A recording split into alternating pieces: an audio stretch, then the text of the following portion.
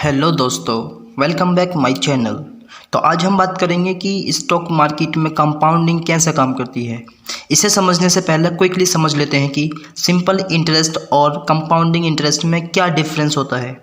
तो simple interest में जो आपकी इन्वेस्टमेंट अमाउंट होती है, जिसे हम प्रिंसिपल अमाउंट भी कहते हैं, उस पर आपको हर साल इंटरेस्ट मिलता रहता है। फॉर एग्जांपल, अगर आपने 100 रुपीज़ इन्वेस्ट किए हैं जिस पर आपको हर साल 10% इंटरेस्ट मिल रहा है, तो वो 100 रुपीज़ 10% के हिसाब से अगले साल 110 रुपीज़ हो जाएंगे और उसके अगले साल 10% के हिसाब से 120 रुपीज़ हो जाएंगे। सिमिलरली, और उसके एक साल बाद मतलब तीसरे साल में इन्वेस्टमेंट अमाउंट 10% के हिसाब से 130 रुपीज़ हो जाएगी और 5 साल बाद ये अमाउंट 10% के हिसाब से 150 हो जाएगा। तो सिंपल इंटरेस्ट के हिसाब से आपको प्रिंसिपल अमाउंट पर इंटरेस्ट मिलता रहेगा। वहीं कंपाउंडिंग इंटरेस्ट में चीज़ें थोड़ी अलग रहती हैं। कंपाउंडिंग इंटरेस्ट में जो भी आपको रिटर्न मिलता है या इंटरेस्ट मिलता है, उस पर आपको रिटर्न मिलते रहते हैं।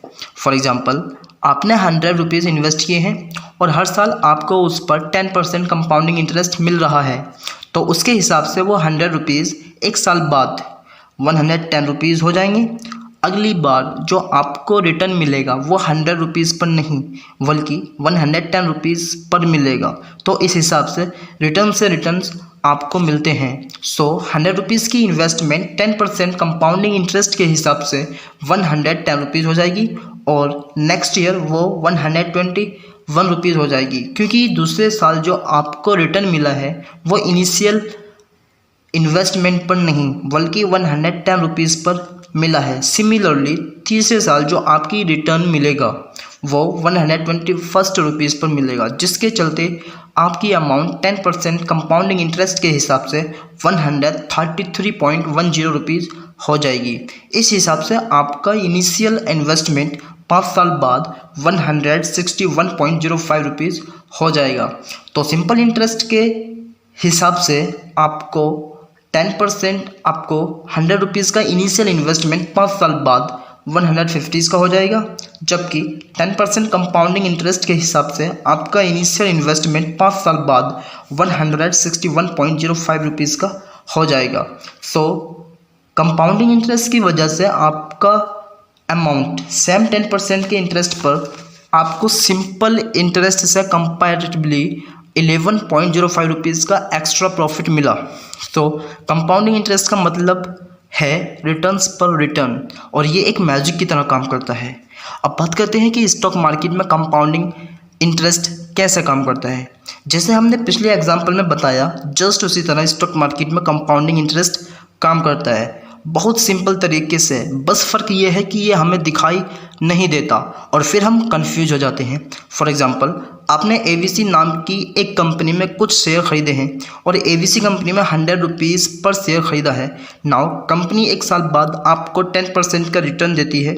1000 रुपीज़ का एक साल बाद 1100 रुपीज़ हो जाएगा और फिर अगले साल कंपनी आपको 10% का रिटर्न देती है।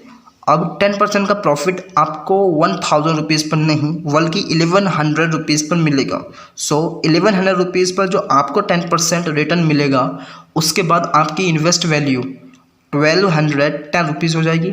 सिमिलरली, तीसरे साल भी 10% रिटर्न आपको उस स्टॉक पर मिलेगा, तो वो 10% रिटर्न 1210 रुपीज़ पर मिलेगा।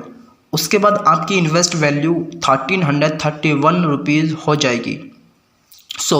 इस तरह स्टॉक मार्केट में हर साल जो आपको रिटर्न मिल रहा है उस पर भी आपको रिटर्न मिलता चला जाएगा।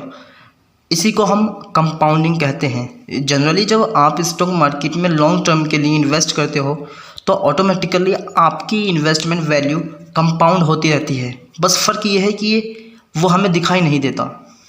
तो दोस्तों, आई होप आप इस वीडियो से कंपाउंडिंग इंटरेस्ट समझ पाए होंगे।